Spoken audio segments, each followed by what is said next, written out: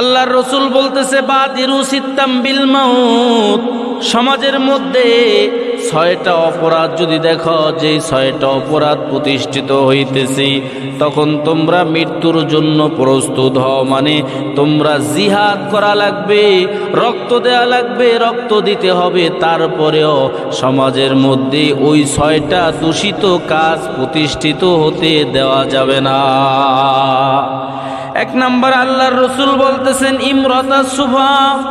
আল্লাহর রসুল বলতেছেন সমাজের মধ্যে নেতৃত্ব আসবে, তোমাদের দেখবা দুষ্ট লোকের নেতৃত্ব আসবে, মূর্খ লোকের নেতৃত্ব আসবে। এই দুষ্ট লোকরা যখন নেতৃত্বের স্থানে বসবে, তখন তোমরা এই মূর্খ লোকদের নেতৃত্বের জায়গায় দুষ্ট লোকদের নেতৃত্ব দিতে দিবা না। প্রয়োজনে তোমাদের জীবন দিয়া দিবা, তারপরেও তোমরা এই অপকর্ম সমাজে হতে দিবা না। কিন্তু আমাদের সমাজে ভাইয়ের আমার, যখন যেই আসে ঘুরে ফিরে এদিক আর সেদিক, যেই বাদশা যখন যে শাসন আমলে আসে, তার সন্তান তো দূরের কথা, তার কর্মীও কোনো অপরাধ করলে যদি শোনে এটা আমার কর্মী, তাইলে বিচার শিথিল হয়ে যায়। কথা ঠিক না বেঠি? বলতেছেন এ দুনিয়ার মানুষ, রসুল কয় দ্বিতীয় সমস্যা তোমাদের সমাজে যখন আসবে, তখন তোমরা মৃত্যুর জন্য প্রস্তুত হয়ে যাও। ওয়াকাসরাতিশ শুরা, আল্লাহর রসুল বলতেছেন বাহিনী বেশি হবে, যারা দুর্নীতি দমন করবে, বাহিনী বেশি হওয়ার কারণে তারা দুর্নীতি লালন করবে। মানে বাহিনী বেশি হইবে, সমাজে দুর্নীতি দমন হবেই না, আরো দুর্নীতি বাড়বে। এই সময়টা আসার আগে তোমরা মৃত্যুর জন্য প্রস্তুত হইয়া সমাজে এই বিপদগামী মানুষদেরকে ফিরাও, দুর্নীতি যেন মানুষ না করতে পারে, এদিকে তোমরা লক্ষ্য রাখো। কে বলতেছেন? রসুল বলতেছেন।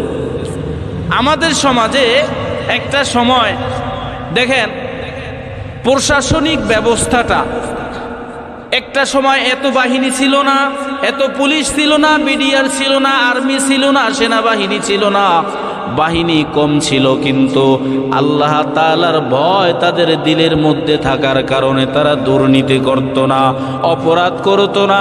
এই জন্যই তো আল্লাহর রসুল সাল্লাল্লাহু আলাইহি ওয়াসাল্লাম, রসুল চলে গেলেন, রসুলের বিদায়ের পরে হজরতে আবু বকর খলিফার দায়িত্ব পাইলেন, হজরতে আবু বকর চলে গেলেন, হজরতে ওমর খেলাফতের দায়িত্ব পাইলেন। রাত্রের বেলা হজরতে ওমর শুনতেছে তাঁবুর ভিতরে অনেক আওয়াজ আসতেছে, হজরতে ওমর কাছাকাছি গিয়া দেখতেছে মা তার সন্তানদেরকে বলতেছে, সন্তানরা তোমরা অপেক্ষা করো, আমাদের পরিবারে এখন খাবারের কিছু নাই, এই যে পানি গরম দিছি, একটু পরেই খাবার নিয়ে আসবে, খাবার হইলে তোমাদের খাবার দিব। হজরতে ওমর এই কথা শুনে নিজে তিনি বাইতুল মালে গিয়া নিজের কাঁধে কইরা খাবারের বস্তা নিয়া মহিলার বাড়িতে আইসা বলতেছে, মাগো এই নেন খাবারগুলো, সন্তানদের ঘুম থেকে উঠায়া খাবার খাওয়ান। ও মা, আপনার কাছে জানতে চাই খাবার কে, খাবার পেয়ে আপনি খুশি না বেজার? কয় খুশি। তাইলে আপনি কারো উপর কি অভিযোগ আছে নাকি? কয় আমার অভিযোগ, আমাদের খলিফা হজরতে ওমর কেন আমাদের খবর নেয় না?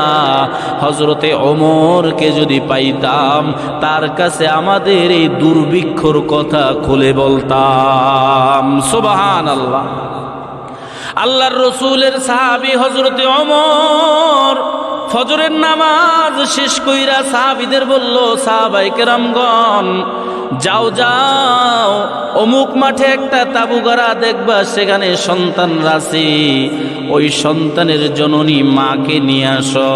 নিয়ে আসার পরে বলতেছে, ও মা, আপনি গত রাত্রে খলিফাতুল মুসলিমিন ওমরের নামে কোনো অভিযোগ দিছিলেন নাকি? কয় জি, আমার অভিযোগ না, আমার পরামর্শ। আমরা তার কওমের মধ্যে, তারপরে আমাদের দুর্ভিক্ষ চলে, খাবার আমার বাড়ি পৌঁছলো না কেন?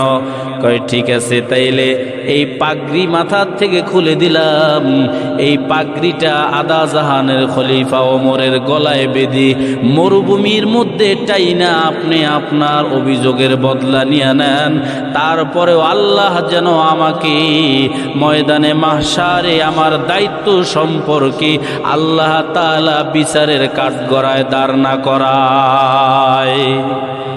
মহিলা তাকায় দেখতেছে রাত্রের বেলা যিনি নিজের কাঁধে কইরা খাবার বাড়িতে পৌঁছালো ওই লোকটাই বলতেছে, কয় আপনি কে? কয় আমি হইলাম আদা জাহানের খলিফা হযরতে ওমর। কয় আপনার কাছে ক্ষমা চাই, আমার কোনো অভিযোগ নাই। কয় মাগো না না, আল্লাহ আমাকে যে দায়িত্ব দিয়েছে আপনাদের দেখভাল করার, এই দায়িত্বে অসম্পূর্ণতার কারণে আল্লাহ আমাকে আখিরাতে জিগাবে। আমি চাই না আপনার যত অভিযোগের বদলা দুনিয়ায় হয়ে যাও, আখিরাতে যেন আল্লাহ আমাকে মাফ করে দেয়। এইটা